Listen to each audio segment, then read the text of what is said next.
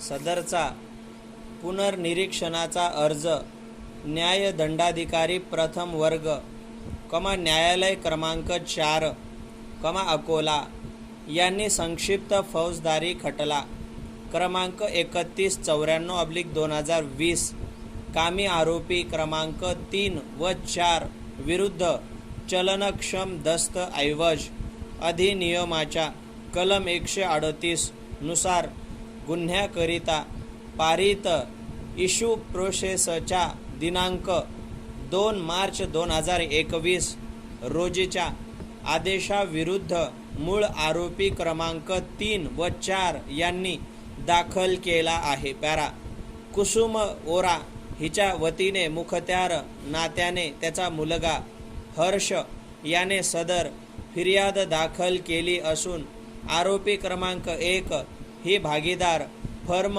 असून आरोपी क्रमांक 2 ते 4 हे तिचे भागीदार आहेत व आरोपी क्रमांक 2 ते 4 हे सदर भागीदारी फर्मचा व्यवसाय पाहतात. फुलशप फिर्यादीने धनादेशाद्वारे रुपये 25 लाख इतकी रक्कम आरोपी भागीदार फर्मकडे ठेव म्हणून ठेवली होती. फुलशप त्याबाबत फिर्यादीस दिनांक 21/10/2013 रोजी ठेव पावती देण्यात आली असून ती रक्कम व्याजासह देण्याचे कबूल करण्यात आले होते. फुलशप त्यास अनुसरून दिनांक 19/8/2020 रोजी आरोपी भागीदारी फर्मने रुपये 25 लाखचा धनादेश फिर्यादीस दिला असून आरोपी भागीदार फर्मच्या खात्यात धनादेश रक्कम वटण्या इतकी रक्कम नसल्याच्या कारणास्तव दिनांक 20/8/2020 रोजी तो धनादेश न वटता परत आला. फुलशप त्यानंतर दिनांक 20/8/2020 रोजीची नोटीस दिनांक 25/8/2020 रोजी फिर्यादीने सर्व आरोपींना पाठविली व ती नोटीस मिळून देखील आरोपींनी धनादेशातील रक्कम फिर्यादीस परत केली नसल्याने फिर्यादीने आरोपी विरुद्ध सदर फिर्याद दाखल केली. पॅरा दिनांक 11/1/2021 रोजी संपरीक्षा न्यायालयाने फिर्याद शपथपत्राआधारे फिर्यादीची करण्यात आलेली पडताळणी व दाखल कागदपत्रे विचारात घेऊन आरोपी हे न्यायालयाच्या अधिकार क्षेत्राच्या बाहेर राहत असल्याने फौजदारी प्रक्रिया संहितेच्या कलम 202 नुसार इशू प्रोसेसचा आदेश प्रलंबित ठेवला व त्यानंतर दिनांक 2/3/2021 रोजी पुन्हा वरील प्रमाणे सर्व बाबी विचारात घेऊन फिर्यादीने चलनक्षम दस्तऐवज अधिनियमाच्या कलम 138 नुसार आरोपींनी गुन्हा केल्याचे सकृत दर्शनी सिद्ध केल्याने आरोपी विरुद्ध सदर गुन्ह्याबाबत इशू प्रोसेसचा आदेश पारित केला. पॅरा सदर आदेशाविरुद्ध मूळ आरोपी क्रमांक 3 व 4 तर्फे प्रस्तुतचा पुनर्निरीक्षणाचा अर्ज दाखल करण्यात आला असून अर्जदार तर्फे वकील श्री धोत्रे व सामनेवाला क्रमांक 1 तर्फे वकील श्री सांगानी तसेच सहाय्यक सरकारी वकील श्री गोदे यांचा युक्तिवाद ऐकला. फुलशप मूळ संक्षिप्त फौजदारी खटला क्रमांक 3194/2020 या प्रकरणातील अर्जाकामी दाखल कागदपत्रांच्या प्रतीचे अवलोकन केले. पॅरा वरील परिस्थितीत दोन्ही पक्षांतर्फे वकिलांचा युक्तिवाद विचारात घेता तसेच मूळ फिर्यादीचे कथन व त्या पृष्ठार्थची कागदपत्रे आणि प्रस्तुत अर्जदारांनी दाखल केलेली कागदपत्रे विचारात घेता माझ्यासमोर खालील मुद्दे उपस्थित होतात. फुलशप त्या मुद्द्यांचा कारणांसह निष्कर्ष मी खालीलप्रमाणे नोंदवित आहे. पॅरा नंबर 1 संपरीक्षा न्यायालयाने संक्षिप्त फौजदारी खटला क्रमांक 3194/2020 कामी चलनक्षम दस्तऐवज अधिनियमाच्या कलम 138 नुसार गुन्ह्याबाबत पारित इशू प्रोसेसचा आदेश चुकीचा व कायदेशीर तरतुदी विरुद्ध आहे काय? Question mark. होय. Para number 2.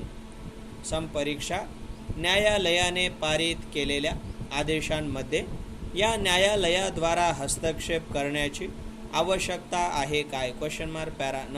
पॅरा अर्जदार यांनी दिनांक 2/3/2021 रोजीच्या आदेशास आव्हान देताना पुनर्निरीक्षण अर्जामध्ये नमूद केलेले मुद्दे विचारात घेता त्यामध्ये मूळ आरोपी क्रमांक 3 व 4 प्रस्तुत अर्जदार हे आरोपी क्रमांक 1 भागीदार फर्मच्या दैनंदिन व्यवसायामध्ये सहभाग घेत असल्याबाबत कोणताही सकृतदर्शनी पुरावा मूळ फिर्यादीने दिलेला नाही. तसेच अर्जदार हे संपरीक्षा न्यायालयाच्या अधिकार कक्षेबाहेर राहणारे असल्याने फौजदारी प्रक्रिया संहितेच्या कलम 202 नुसार जरूर ती चौकशी करून तसेच जरूर तो पुरावा नोंदवून संपरीक्षा न्यायालयाने आव्हानित आदेश पारित केला नसल्याने दिनांक 2/3/2021 रोजीचा आदेश रद्द करण्यात यावा असे कथन करण्यात आले आहे. पॅरा अर्जदारांतर्फे वकिलांनी आपल्या युक्तिवादापृष्ट्यार्थ suo motu writ petition capital CRL number 2 of 2020 order dated 16 April 2021 या न्याय निर्णयाचा आधार घेतला. त्यामध्ये असे म्हटले आहे की para 11 the inquiry to be held by the magistrate before issuance of summons to the accused residing outside the jurisdiction of the court cannot be dispensed with. Para याशिवाय त्यांनी आधार घेतलेल्या KK फाउंडरी प्रायव्हेट लिमिटेड विरुद्ध state of Maharashtra criminal application 27 of 2022 judgement dated 10th March 2022 या न्याय निर्णयामध्ये नामदार बॉम्बे उच्च न्यायालयाच्या नागपूर खंडपीठाने असे म्हटले आहे की para 11 in my considered opinion consequent to the judgment of the honourable apex court in re expeditious trial supra and the circular dated 27 January 2022 it would be necessary for the learned magistrate in case the accused resides outside the territorial jurisdiction of the magistrate